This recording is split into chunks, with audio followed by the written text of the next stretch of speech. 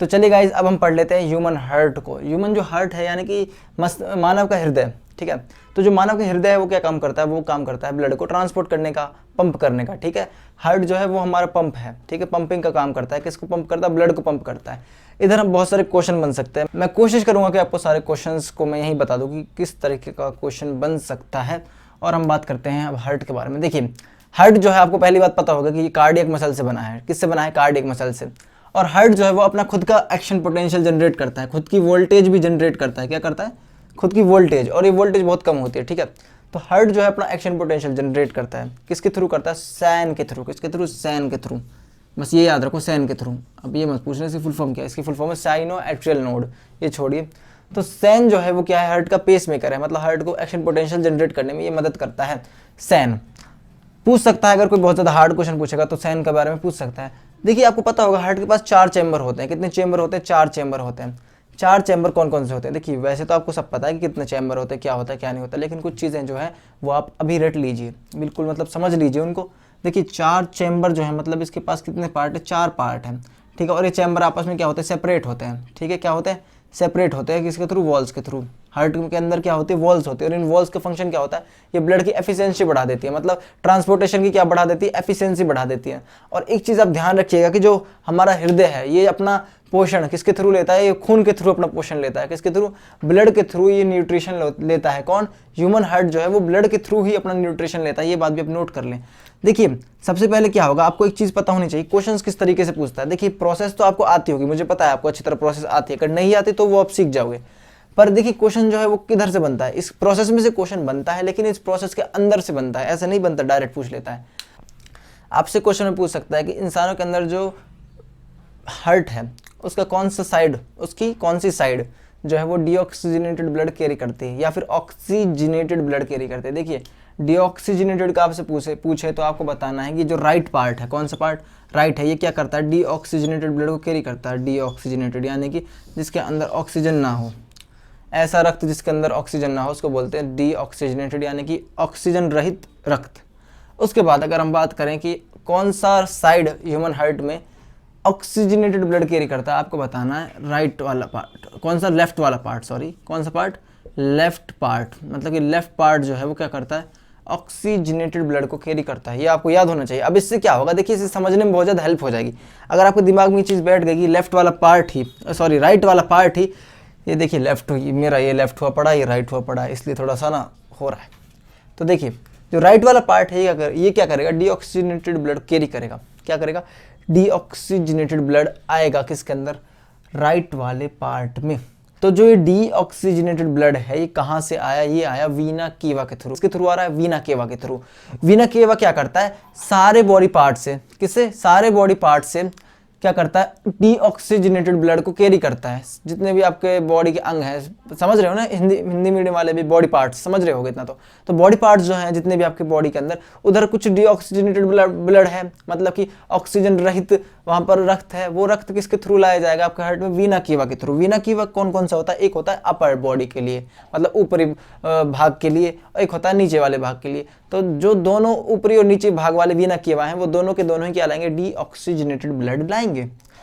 ये क्वेश्चन आपसे पूछ सकता है कि सबसे बड़ा जो वीन है वो कौन सी, सबसे बड़ी रग कौन सी है, आपसे पूछ सकता है सबसे बड़ी रग कौन सी, आपको बताना है वीना केवा। वीना केवा जो है वो सबसे बड़ी रग है, सबसे बड़ी वीन है, वीना केवा सबसे बड़ी वीन है, CAVA, ठीक है। वीना केवा सबसे बड़ी वीन है। सबसे बड़ी आर्टरी आपसे पूछे, आपको क्या आंसर देना, आपको आंसर देना अयोटा। क्या देना है, अयोटा, AORTA, अयोटा। देख लेना इसको हिंदी में क्या कहते हैं, मेरे को ध्यान नहीं आ रहा है, यहाँ पे आ जाएगा नाम, मैं नेक्स्ट वीडियो लेक्चर में इसको अच्छी तरह कवर करा दूंगा। और देखिए, वीना केवा जो है वो क्या करता है, डीऑक्सीजनेटेड ब्लड को लाता है, और ये सबसे बड़ी क्या है, रग है, सबसे बड़ी क्या है, वीन है इंसानों के अंदर, ठीक है। जबकि सबसे बड़ी जो आर्टरी है वो कौन सी, अयोटा है, और ये क्या करती है, ऑक्सीजनेटेड ब्लड को पूरे बॉडी पार्ट्स में भेज देती है, ये आपको पता होगा। एक क्वेश्चन आपसे ये पूछ सकता है कि ऐसी कौन सी आर्टरी है जो हमेशा डीऑक्सीजनेटेड ब्लड कैरी करती है। आपको पता है कि आर्टरी जो है वो हमेशा क्या करती है, ऑक्सीजन से भरपूर रक्त को क्या करती है, एक जगह से दूसरी जगह ले जाती है आर्टरी। तो ऐसी कौन सी आर्टरी है, ऐसी कौन सी नस है जिसके थ्रू हमेशा डीऑक्सीजनेटेड ब्लड आएगा, कौन सा ब्लड, ऑक्सीजन रहित रक्त आएगा। आपको आंसर देना पल्मोनरी आर्टरी। क्या देना है, पल्मोनरी आर्टरी, क्योंकि यहाँ पर ये एक्सेप्शन आ जाता है। और दूसरा आपसे पूछे कि कोई ऐसी वीन बताइए जहां हमेशा ऑक्सीजनेटेड ब्लड हो, आपको बताना है पल्मोनरी वीन। इंपॉर्टेंट क्वेश्चन था, आ सकता है आपसे क्वेश्चन में। ये भी पूछ सकता है कि जो ऊपर वाले पार्ट होते हैं राइट एट्रियम और लेफ्ट एट्रियम, राइट एट्रियम यानी कि दायां अलिंद और बायां अलिंद, ठीक है, right atrium and left atrium, इनका साइज ना हमेशा छोटा होता है। किसके कंपैरिजन में? वेंट्रिकल्स के कंपैरिजन में। आप यहाँ पर देखोगे तो इसका साइज छोटा सा आएगा, छोटू सा आएगा। अब आप कहोगे सर आपने डायग्राम ऐसे क्यों बनाया? देखिए हमें चीज़ों को सिंपल करके समझाना होता है। अगर मैं एक टफ सा डायग्राम यहाँ पर बना दूँ ना तो आपको समझ आएगा और आपका कंपटीशन नहीं निकलेगा। आप उस डायग्राम को ही देखते रह जाओगे, अरे ये कहाँ से हो गया, ये कैसे हो गया, क्योंकि हार्ट कैसा स्ट्रक्चर है बेटा? 3D स्ट्रक्चर है। अब 3D स्ट्रक्चर को मैं 2D ब्लैक बोर्ड पर कैसे ड्रॉ करूँ? और ड्रॉ करना भी बेवकूफ़ी है। अगर मेरे पास कोई ऐसा कुछ है कि मैं आपको यहाँ पर हार्ट को घुमा घुमा के दिखा दूँ तो अच्छा भी लगेगा ना। अब जब चीज़ है ही नहीं तो क्यों उसको वो करना? तो अगर आपको ऐसे अच्छा समझ आ रहा है तो हम ऐसे समझाने की कोशिश करेंगे। देखिए दाया अलिंद और बाया अलिंद, राइट एट्रियम और एंड लेफ्ट एट्रियम, इनका जो आप बोल सकते हो साइज़ है वो छोटा होता है। इसका साइज़ छोटा है, क्यों छोटा है? क्योंकि इसके अंदर ब्लड भी कम आता है। क्या कम आता है? ब्लड कम आता है इनके अंदर ब्लड भी कम आता है। जबकि जो वेंट्रिकल्स हैं, जबकि जो निलीय है वेंट्रिकल्स हैं, उनका साइज बड़ा होता है, ठीक है। तो इसके अंदर ज़्यादा ब्लड आएगा। आपसे क्वेश्चन में पूछ सकता है कि ज़्यादा ब्लड किसके अंदर भर सकते हो? एट्रियम के अंदर या वेंट्रिकल के अंदर? अलिंद के अंदर या निलीय के अंदर? आपको बताना है। ज़्यादा ब्लड हम भर सकते हैं वेंट्रिकल के अंदर यानी कि निलीय के अंदर, और कम ब्लड किसके अंदर भरेंगे? अलिंद के अंदर कम ब्लड आ सकता है। तो ये छोटी छोटी चीज़ें हैं, आपको पता होना चाहिए। देखिए एक जनरल मैं आपको कॉन्सेप्ट बनाने की कोशिश कर रहा हूँ हार्ट के टुवार्ड। तो यहाँ पर मैंने कुछ क्वेश्चंस के बारे में आपको बताया कि इस तरीके के क्वेश्चंस पूछ सकता है। देखिए और क्या पूछ सकता है, जो यहाँ पर ब्लड है वो कैसे आएगा? जब यहाँ पर ब्लड आएगा ना तो ये क्या करेगा? ये खुल जाएगा। कौन? Left atrium. यहाँ पर हमेशा ऑक्सीजनेटेड ब्लड आएगा इस एरिया में। देखिए अब देखिए ये राइट पार्ट हो गया हार्ट का, मैं सीधा खड़ा हो गया। अब देखिए ये राइट पार्ट हो गया मेरा, ये मेरा लेफ्ट पार्ट हो गया। तो राइट पार्ट हमेशा क्या करेगा? ये हमेशा डीऑक्सीजनेटेड ब्लड कैरी करेगा, और लेफ्ट पार्ट हमेशा क्या करेगा? ये हमेशा ऑक्सीजनेटेड ब्लड कैरी करेगा। तो जो मेरा ऐसे ब्लड आएगा, ठीक है, तो अब देखिए इसमें ऐसे ब्लड आएगा, यहाँ से ब्लड ऐसे एंटर होगा और ये बाद में निकल जाएगा कैपिलरीज के लिए। कहाँ निकल जाएगा? कैपिलरीज के लिए। ब्लड एंटर होगा कहाँ से? यहाँ से लेफ्ट एट्रियम से लेफ्ट वेंट्रिकल में, और ये निकल जाएगा अयोटा के थ्रू। किसके थ्रू? अयोटा के थ्रू पूरे बॉडी पार्ट्स में, और वहाँ पर क्या होंगी? कैपिलरीज होंगी। तो गाइस इसमें यह है कि यहाँ पर जो ऑक्सीजनेटेड ब्लड आएगा वो बाद में कहाँ पर? पूरे बॉडी पार्ट्स के थ्रू। कहाँ पर? पूरे बॉडी पार्ट्स के थ्रू कहाँ पर निकल जाएगा?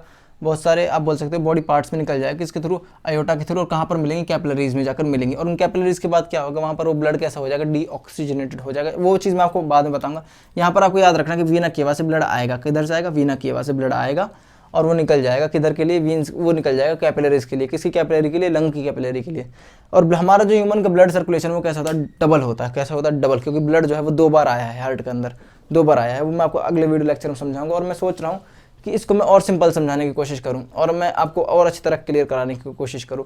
थोड़ा एडवांस चलते हैं इसमें, ठीक है। मैं एक सिंपल सा तरीके से आपको समझाने की कोशिश करूंगा। आपको मैं गारंटी देता हूं कि समझ आएगा, 100% आएगा। अच्छी तरह समझिएगा इस चीज़ को। चलिए गाइज अब हम आगे बढ़ते हैं। तो चलिए गाइज अब हम आगे बढ़ लेते हैं और पढ़ लेते हैं कि सर्कुलेशन कैसे होता है, ब्लड का सर्कुलेशन कैसे होता है, रक्त का परिवहन कैसे होता है, मतलब डबल सर्कुलेशन क्या होता है उसके बारे में पढ़ लेते हैं। देखिए डबल सर्कुलेशन क्या है कि हमारे हार्ट में ब्लड 2 बार आएगा, ठीक है। क्या आएगा?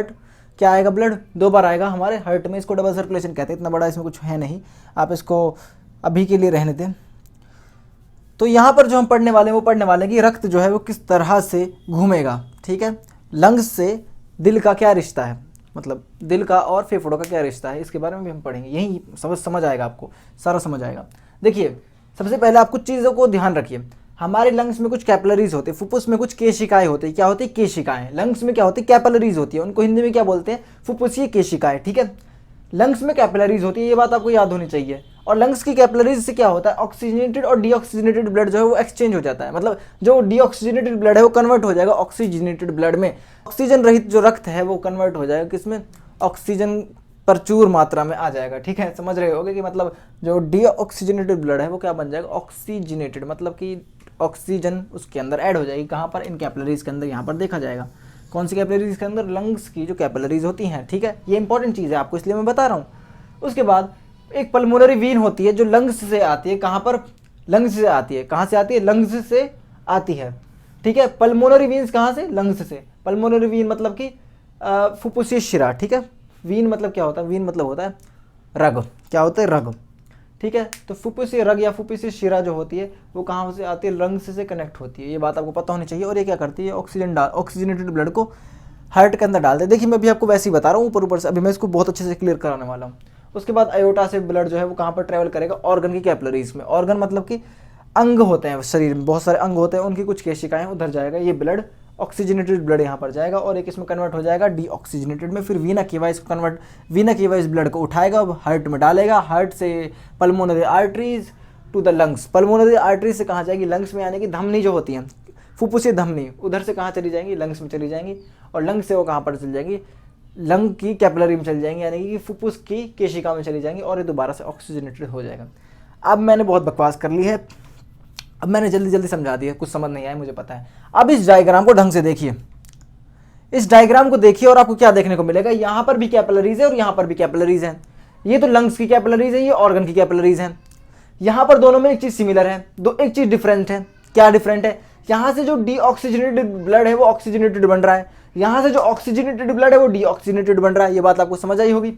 अब देखिए क्या हो रहा है, स्टार्ट करते हैं हम ऑर्गन कैपिलरीज से। मान लीजिए ऑर्गन्स के पास, ऑर्गन की कैपिलरीज के पास ब्लड आया, वो ब्लड कैसा आया, ऑक्सीजनेटेड ब्लड आया। कैसा ब्लड आया, ऑक्सीजनेटेड। उसके पास ऑक्सीजन प्रचुर मात्रा में उपलब्ध है। जो ब्लड कहां पर आया है, कैपिलरीज में। अब ये कैपिलरीज क्या करेंगी, ऑर्गन से कनेक्ट है, और जब ऑर्गन से कनेक्ट है तो यहां पर रेस्पिरेशन होगी, और रेस्पिरेशन के दौरान क्या होगा, डीऑक्सीजनेटेड ब्लड भी बनेगा। इस चीज को ध्यान रखिए, ऑक्सीजन जो है वो खत्म हो जाएगी और कार्बन डाइऑक्साइड निकलेगी। एक तरीके से डीऑक्सीजनेटेड ब्लड यहां से बन जाएगा। Oxygenated blood convert into the deoxygenated blood in the organ capillaries, यानी कि अंग की केशिकाओं में ये ऐसा होगा कि ऑक्सीजनेटेड ब्लड डीऑक्सीजनेटेड में कन्वर्ट हो जाएगा। ठीक है, उसके बाद ये कहां पर आएगा, वीना केवम आएगा, महाशिरा में आएगा। कहां आएगा, महाशिरा में। ये जो डीऑक्सीजनेटेड ब्लड है ये महाशिरा में आएगा। महाशिरा से ये सीधा, महाशिरा से ये सीधा जाएगा राइट एट्रियम में और राइट वेंट्रिकल में, दाया अलिंद और दाया नील में, दाया नीलिये में जाएगा। कहां जाएगा, दाया अलिंद और दाया नीलिये से होता हुआ ये सीधा आएगा pulmonary artery of the lungs में। किस में आएगा, pulmonary artery of the lungs, यानी कि धमनी में आएगा। किधर से आया है, दाया हिस्सा है जो हमारे ब्रेन का। कौन सा हिस्सा, दाया, सीधा हिस्सा। सीधा हिस्सा है हमारे हार्ट का। सीधा हिस्सा किसका, हमारे हार्ट का।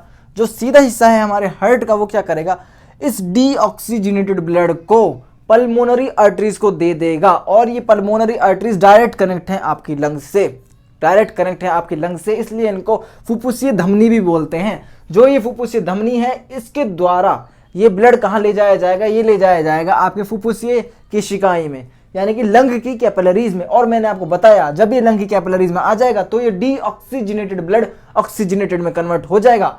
जब ये ऑक्सीजनेटेड में कन्वर्ट हो जाएगा, मतलब इसके अंदर ऑक्सीजन आ जाएगी, तो ये पल्मोनरी वीन, यानी कि फुफ्फुसीय शिरा, या आप इसे बोल सकते हो फुफ्फुसीय नस। वीन क्या होती है, रग होती है। वीन को क्या बोलते हैं, रग। फुफ्फुसीय रग से कहां पर आ जाएगा, लेफ्ट एट्रियम में आ जाएगा, बाया अलिंद में आ जाएगा। बाया अलिंद से ये जाएगा बाया अलिंद से ये जाएगा बाया नीलिये तक। कहां जाएगा, बाया नीलिये तक। ठीक है, और यहां से बाया नीलिये से होते हुआ अयोटा की हेल्प से, किसकी हेल्प से, अयोटा, यानी कि महाधमनी जिसमें सिर्फ ऑक्सीजनेटेड ब्लड बहता है, ये इसको ऑर्गन्स तक ले जाएगी। आई थिंक आपको क्लियर हो गया होगा। दोबारा देख लीजिए, ऑर्गन्स कैपिलरीज के पास क्या है, ब्लड आया, पहले आया ऑक्सीजनेटेड, ये आया ऑक्सीजनेटेड ब्लड मान लीजिए, फिर ये क्या हो गया, डीऑक्सीजनेटेड हो गया, डीऑक्सीजनेटेड। ठीक है, अब जब ये डीऑक्सीजनेटेड हो गया तो डीऑक्सीजनेटेड ब्लड को कौन कैरी करता है, वीना केवा, यानी कि महाशिरा। महाशिरा से कहाँ जाएगा, दाया अलिंद और दाया नील में जाएगा, नीलिये में जाएगा। यहाँ से मतलब दिल तक पहुँच गया। ये हार्ट है, देख लीजिए इसको, ये हार्ट है, कहीं कुछ और समझो इसको। और यहाँ से होता हुआ ये ब्लड कहाँ पर जाएगा, पल्मोनरी आर्टरी, यानी कि धमनी की तरफ। और धमनी कौन सी है, ये फुफ्फुसीय धमनी है, ये लंग की धमनी है। और ये लंग की धमनी से कहाँ जाएगा, लंग्स की कैपिलरीज तक जाएगा, लंग की केशिकाएं तक जाएगा। और इन केशिकाओं की खास बात क्या है, यहाँ डीऑक्सीजनेटेड ब्लड किस में कन्वर्ट हो जाएगा, ऑक्सीजनेटेड ब्लड में। और जब ये ऑक्सीजनेटेड ब्लड में कन्वर्ट हो जाएगा तो ये कहाँ पर आएगा, पल्मोनरी वीन में आएगा। पल्मोनरी वीन यानी कि फुफ्फुसीय शिरा में आएगा। जब ये फुफ्फुसीय शिरा में आएगा तो सीधा ये हमारे लेफ्ट एट्रियम, यानी कि बाया अलिंद और बाया नीलिये में जाएगा, मतलब लेफ्ट एट्रियम और लेफ्ट वेंट्रिकल में जाएगा। और अयोटा की हेल्प से महाधमनी की हेल्प से ये वापस पहुंच जाएगा ऑर्गन्स के पास। आई थिंक आपको ये समझ आया होगा। अगर अब भी नहीं आया तो गाइज ध्यान रखिए, आपको अच्छी तरह पढ़ने की ज़रूरत है, क्योंकि मैंने आपको अच्छी तरह समझाने की पूरी कोशिश की है। कुछ कमी मुझे पता है रह गई है, बहुत कमियाँ रह गई हैं मेरे अंदर, शायद 99 कमियाँ रह गई हैं इसको समझाने में, लेकिन कोई बात नहीं, हम इसे और इम्प्रूव करेंगे। आप इस चीज़ को सीरियस लीजिए, इस चीज़ को पढ़ना शुरू कीजिए, किताब से पढ़ना शुरू कीजिए, किताब में डायग्राम को बार बार देखिए, तभी चीज़ आपको समझ आएगी। और जब ही आपको समझ आने लगेगी तो आपको ये चीज़ अच्छी लगने लगेगी। ये चीज़ आपको अच्छी लगनी चाहिए क्योंकि आप एंट्रेंस की तैयारी कर रहे हो, और अगर आप एंट्रेंस की तैयारी कर रहे हो तो आपको हर सब्जेक्ट पे कमांड होनी चाहिए। इसलिए मैं आपसे ये कहता हूँ कि आप अच्छी तरह पढ़ाई करें। तो आज के लिए बस इतना ही था। आप अपना ध्यान रखिए, घर पर रहिए, हो सके तो सैनिटाइजर और मास्क का भी प्रॉपर यूज़ करें। Take care, bye.